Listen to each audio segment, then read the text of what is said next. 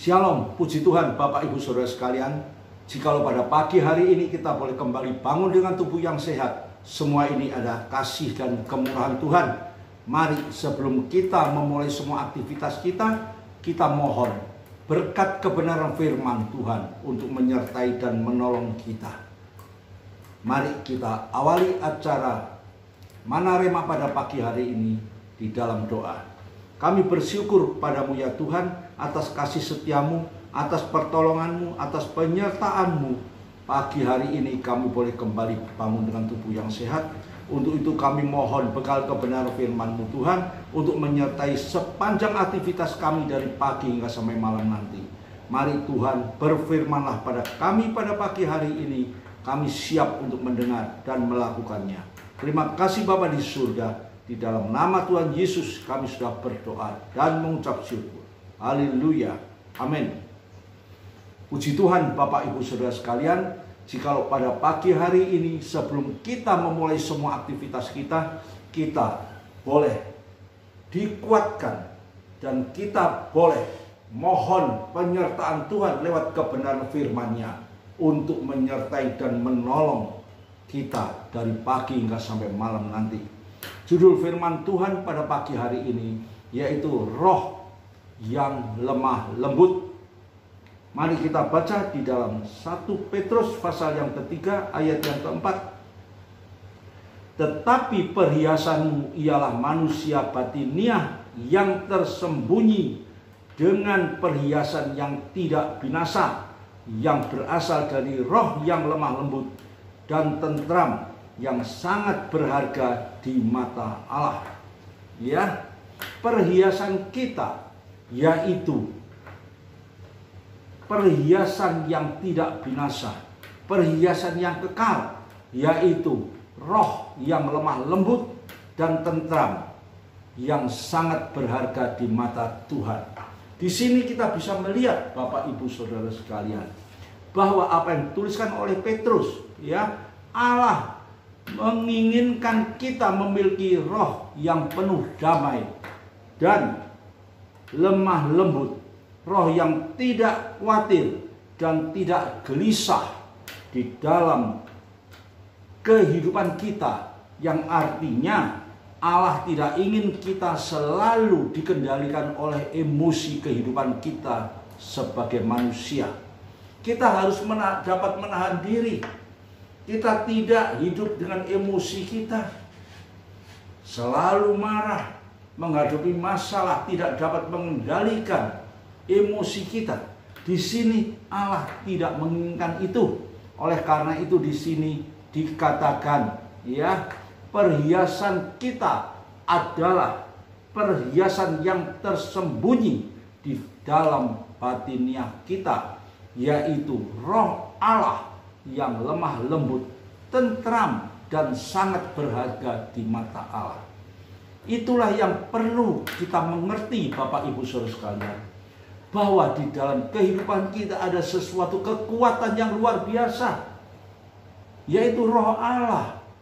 Bahkan kalau kita baca di dalam 1 Korintus pasal yang ketiga ayat yang ke-16, di situ dikatakan, dituliskan oleh Rasul Paulus, tidak tahukah kamu bahwa kamu adalah bait Allah dan roh Allah diam di dalam kamu. Ini sekedar mengingatkan kepada kita semua. Rasul Paulus menulis surat ini kepada jemaat di Korintus. Dia menuliskan tidak tahukah kamu. Ini sebagai satu teguran bahwa roh Allah ada di dalam kamu, ya, dan bait Allah juga ada di dalam kamu. Hidupmu itu sebagai bait Allah yang harus dijaga supaya hidup orang percaya boleh menjadi terang di tengah-tengah dunia yang gelap ini. Tadi dikatakan bahwa roh yang lemah lembut dan tentram itu sangat berharga di mata Tuhan. Itu ada dalam kehidupan kita. Harus dapat mengendalikan hidup kita sebagai orang percaya. Kita hidup ini tidak selalu diwarnai dengan emosi yang tidak dapat kita kendalikan. Tuhan minta kepada kita hidup sebagai orang percaya. Kita harus hidup dengan lemah lembut menjadi terang di tengah-tengah dunia yang gelap ini, menjadi saksi yang hidup di tengah-tengah dunia yang tidak menentu pada akhir zaman ini. Kita semua tahu, Bapak Ibu Saudara sekalian, betapa sulitnya hidup pada akhir zaman ini. Kita harus dapat mengendalikan emosi kita dengan roh yang lemah lembut, penuh damai, penuh sukacita. Itu harus tetap ada dan tinggal di dalam kehidupan kita. Semua ini akan tampak lewat sepanjang aktivitas kita, di mana kita berada, baik di tempat kita bekerja, baik di lingkungan keluarga, baik di tengah-tengah pelayanan kita di gereja.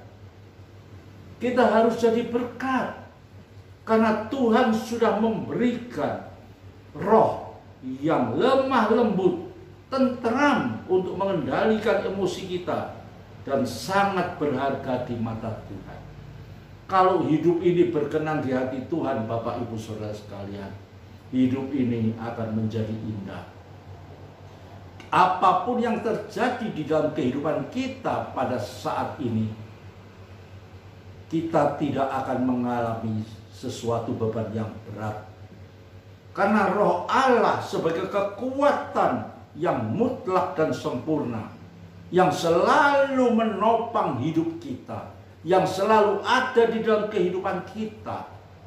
Bahkan Rasul Paulus menuliskan, tidakkah kamu tahu bahwa roh Allah ada di dalam kamu? Seringkali kita kurang menyadari, Bapak Ibu Saudara sekalian.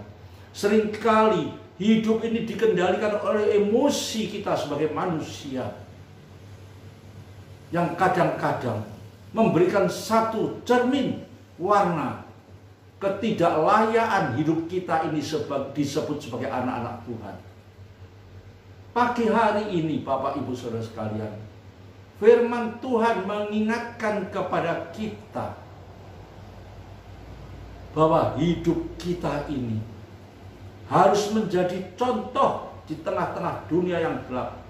Bahkan Rasul Paulus mengatakan, hidupku bukan aku lagi, tapi Kristus yang ada di dalam aku. Semua tindakan kita, semua apa yang kita kerjakan, mencerminkan, harus mewujudkan Kristus ada di dalam kita. Bapak Ibu Saudara sekalian, hidup ini tidak ada yang sempurna. Hidup ini masih penuh dengan segala kekurangan. Hidup ini penuh dengan segala kelemahan. Tetapi pada pagi hari ini, Rasul Paulus mengingatkan kepada kita, ya, bahwa roh Allah itu ada dalam kehidupan kita, melekat di dalam hati dan pikiran kita sebagai orang beriman, orang yang percaya dan mengandalkan Kristus di dalam kehidupan kita. Kita harus berubah, kita harus sadar bagaimana seharusnya kita hidup sebagai orang percaya. Kita harus menjadi terang di tengah-tengah dunia yang gelap ini. Firman Tuhan menuliskan, kamulah garam dunia, kamulah terang dunia. Benih garam dan terang itu sudah ada di dalam setiap kehidupan orang percaya. Cuman seringkali terang itu tidak dapat memancarkan sinarnya lewat kehidupan kita ini. Karena seringkali hidup kita masih diwarnai dengan hidup kita yang lama. Pagi hari ini, firman Tuhan mengingatkan kepada kita agar kita menjadi orang percaya, memiliki roh yang lemah lembut dengan satu kesadaran bahwa roh Allah itu ada dalam kehidupan kita. Itu yang harus kita jaga, Bapak Ibu Saudara sekalian, hingga hidup kita sebagai orang percaya, hidup yang sudah diberkati dengan berkat rohani maupun berkat jasmani, kita dapat menyalurkan berkat-berkat rohani ini yang terutama kepada saudara-saudara kita yang lain. Hingga hidup kita boleh menjadi berkat bagi mereka semua. Dan nama Tuhan dipermuliakan. Bapak, Ibu, Saudara sekalian, kalau kita melihat dan mengingat bahwa apa yang terjadi di dalam kehidupan Raja Daud. Raja Daud pun seorang yang begitu taat dan setia kepada Tuhan. Apakah Raja Daud tidak pernah berbuat dosa? Pernah, Bapak, Ibu, Saudara sekalian. Raja Daud pernah berbuat dosa. Mari kita baca di dalam Kisah Rasul pasal yang ke-13 ayat yang ke-22. Setelah Saul disingkirkan, Allah mengangkat Daud menjadi raja mereka. Tentang Daud, Allah telah menyatakan, "Aku telah mendapat Daud bin Isai, seorang yang berkenan di hatiku dan yang melakukan segala kehendakku." Puji Tuhan, Bapak, Ibu, Saudara sekalian. Raja Daud pernah berbuat dosa, namun Raja Daud bertobat, minta ampun kepada Tuhan. Dan di sini kita melihat Raja Daud adalah seorang yang berkenan di hatiku, kata Tuhan, dan yang melakukan segala kehendakku. Biarlah apa yang sudah dinikmati oleh Raja Daud ini boleh menjadi kerinduan kita semua, ya, agar hidup kita berkenan di hati Tuhan dan kita selalu melakukan kehendak Bapa. Bapak, Ibu, Saudara sekalian, jikalau pada pagi hari ini firman Tuhan yang singkat mengingatkan kepada kita tentang pola hidup kita, karakter kita harus berubah. Biarlah karakter Kristus boleh ada di dalam kehidupan kita, karena Roh Allah ada dalam kehidupan kita. Apa yang dirindukan oleh Yesus tentang keselamatan umat manusia, itu pun boleh ada di dalam kehidupan kita. Kalau Tuhan sudah memanggil kita, Tuhan sudah menyelamatkan kita, kita harus memiliki satu kerinduan. Bagaimana dengan saudara kita yang lain? Biarlah hidup ini boleh menjadi contoh, menjadi terang di tengah-tengah dunia yang gelap. Dan saya percaya, jikalau kita hidup dekat dengan Tuhan dan kita menyadari bahwa Roh Allah itu sudah ada dalam kehidupan kita, hidup kita pasti melalui satu perubahan. Hidup kita pasti berkenan di hati Tuhan. Dan lakukanlah kehendak Tuhan di dalam sepanjang kehidupan kita, hingga lewat hidup kita yang penuh dengan kekurangan ini, nama Tuhan senantiasa dimuliakan. Kiranya renungan firman Tuhan pada pagi hari ini tidak saya perpanjang. Biarlah kuasa Roh Kudus sendiri yang boleh menerjemahkan lebih lanjut di dalam sepanjang kehidupan kita, hingga Roh Allah yang ada dalam hidup kita boleh benar-benar nyata di sepanjang langkah aktivitas kita dari pagi hingga sampai malam nanti, dan nama Tuhan dipermuliakan. Amin. Mari kita berdoa.